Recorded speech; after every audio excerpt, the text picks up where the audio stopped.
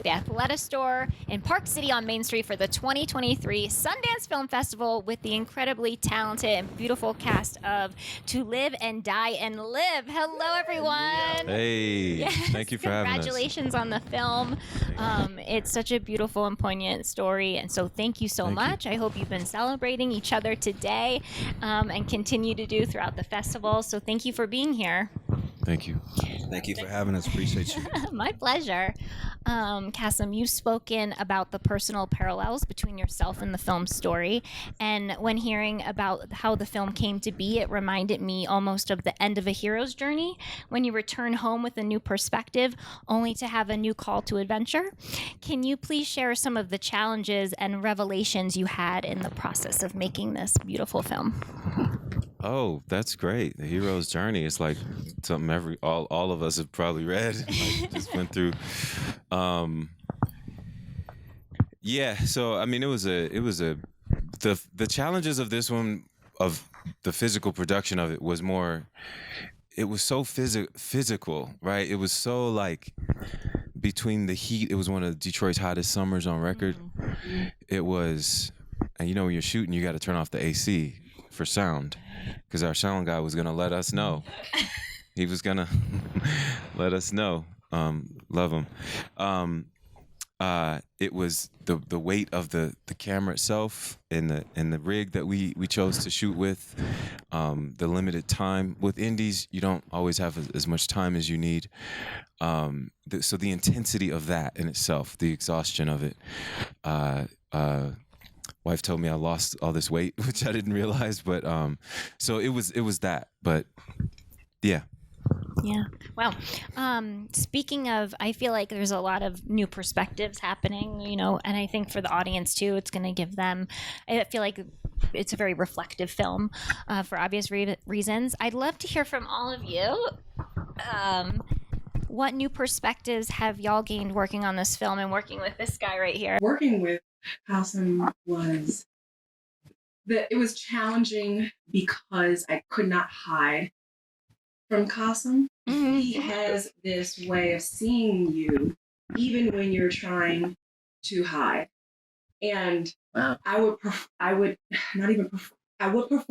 I would start by performing. And Kasim would be like, again. I just knew, like, oh gosh, trying to take the life jacket off. I'm going deep. And Amin was just so great to go deep with, because Amin was not watching my performance. Amin was experiencing this as a human being, listening to what I was saying, feeling what I was saying, and vice versa. We did not want to rehearse anything. We were having these, I would say, like these therapeutic experiences, and Kasim just happened to be documenting it. Oh, wow. It wasn't like we were making a movie, because I would read things on the page that I'm like, this is how I talk. I just don't say it out loud. This is how I feel. I just don't share this. And so I was like, oh gosh, I actually have to look at this and say it out loud and actually, damn it. Yeah. Address. But through that, I healed a lot of parts of myself that my brain didn't know I was playing make-believe. Wow. It was like being in the carpool lane of healing. Mm-hmm. And I left Detroit a different woman than the one who arrived because of the film. Wow, that sounds incredibly empowering. Truthfully. Yeah. Thank you. It was so interesting. Oh, I'm sorry. Go ahead. You want to say something? Thank you. It was so interesting to me to see that, because there were two sides to this film. There was like the side that Muhammad didn't show his family, and then the side when he was around his family. And, I saw the film for the first time with everybody else yesterday, and I didn't see any of their stuff until yesterday, and I was just like, whoa. Yeah.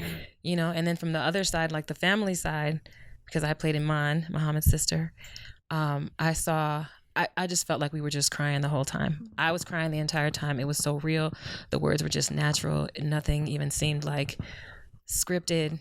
You know, even though it was it's exactly what she said, like the words on the script, it just felt like that's what you wanted to say anyway about that experience. So it was very therapeutic, and it was cleansing. Yeah, I mean, sorry. It was just, the best stories come from truth, and I feel like this is the epitome of that. And would you like to say something, Cory? Sorry. Yeah, I would just say, this film is like art imitating life at its finest. We all had a blast shooting in Detroit, and something about shooting in Detroit brings out the best of you that I don't think. When I'm in Detroit, I just feel like everything's like a go. There's like no fear. You feel the community, you feel the environment, and you push it into the performance.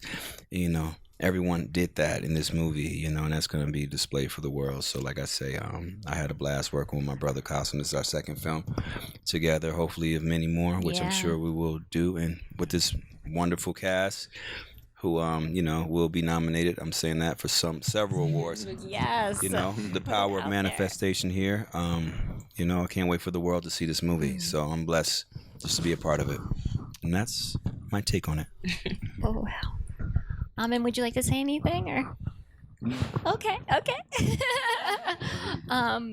The film examines home and how we can slip into old habits when we go home, even if that home has a new coat of paint. This is for whoever would like to answer. Sorry, I know it's tough with the group. What has helped you to feel grounded when returning to an old environment or entering a new one? If there's any.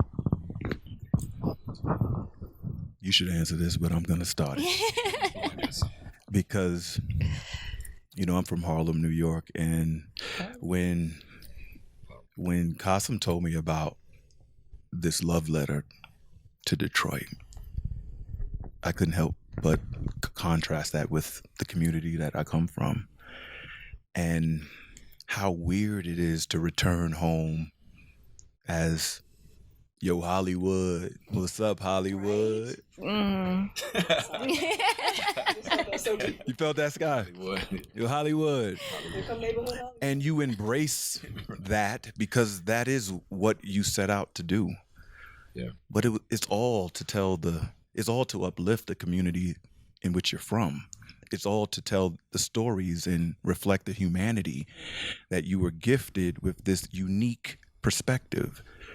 And that's the thing about this film is that the moment I read the script, I realized that this is what Qasim is going through. This is what the character Muhammad is going through, that he's coming back to pour his life into his family, but he's torn. And the place he's in war in LA. And instead of coming home for healing, he's coming home with grief. He's coming home with accountability and responsibility. And it's tearing Muhammad apart. And it was so personal for me. Wow. Yeah. It was beautiful. Thank you. Thank you for sharing that. Would anyone else like to say anything to add to that? Well, I think I stayed grounded based on just how we came up, just being raised the way we were and having the figures and role models in my life that I had. I had a lot of great people around to teach me things, and my family was always really close. So like whenever I needed to get grounded, it was always about going home, because they'll tell you straight, and you need people that'll tell you straight something, man. You be around somebody 10 years, they never tell you nothing that'll help you, and then suddenly you meet somebody for a day, they look at you in the face like, hey man, what you doing, bro? your homies will tell you that, and your sister and your brother will tell you that, like, hey man, what's up with you? And you got to kind of like be like, what did you do? I'm always over here, And so, yeah, it's true. But that's why we end up working together, with Cory and, Amin now, even when we worked together for the first time, me and him met here a decade ago, dreaming of doing something like this, and, but what attracts us to each other is that we see that real thing in each other. Like, oh, this is he may be in Hollywood, but this is a real dude, like that's something that some of us, we can play that game of Hollywood, but it's not natural, man. You know, and it'll tear you up. So you kind of have to be around some real folks, and for me, I want to work with real folks too. You know, It's the same. Like when I go home, they kick my butt with honesty, and I always am like, oh, nobody talks to me like this. yeah. Should not raise your voice. But because of my presence in LA and New York, you don't come for me like that. I don't carry myself that way. But in that stance and in that presence that I have, that fear that a lot of people have to just be honest and to just be straight, and that is my school. I need you to tell me. I need you to talk to me. I can't learn and grow through flattery or avoidance. So every time I go back home, it's just like, oh God, here we go. You buy my haircut, you ate it. But at the same time, I just sit back and watch, and I'm like, these are the humans I need to be. These are the humans I need to represent. I don't need to talk polish and posh and fit in and be mainstream and try to look and act like you so that I could be accepted in this industry and I could be worth the big dollar. So it's I go home and I'm like, how can I merge the truth of who I am and where I'm from and not take the judgments of mainstream, but be able to translate that onto the screen where Asia in the film can resonate with you. Yeah, that's right. It's real talk. Can resonate with an Asian teenage girl or boy. Yeah. Can resonate with a transgender. Yeah, that's right. I just want people to be able to connect to me no matter what my body language or my accent might sound like. And stop judging it. So when I go home, the way I stay grounded is by learning from the truth and the authenticity of my community. And I think the more truthful you are, the more everyone can resonate with that, because we're all We're here at Sundance. Yes. The most, we were so truthful. We put our hearts on the floor. right. We're at Sundance. Yeah. Yeah. And I think so many of us can relate to Yeah. being someone from like a small town or somewhere where there's no industry, and then you move to New York or LA, you take that leap, and you know, you're in that moment trying to find yourself. And in that finding yourself, you get caught up in so many different things that take you away from who you are.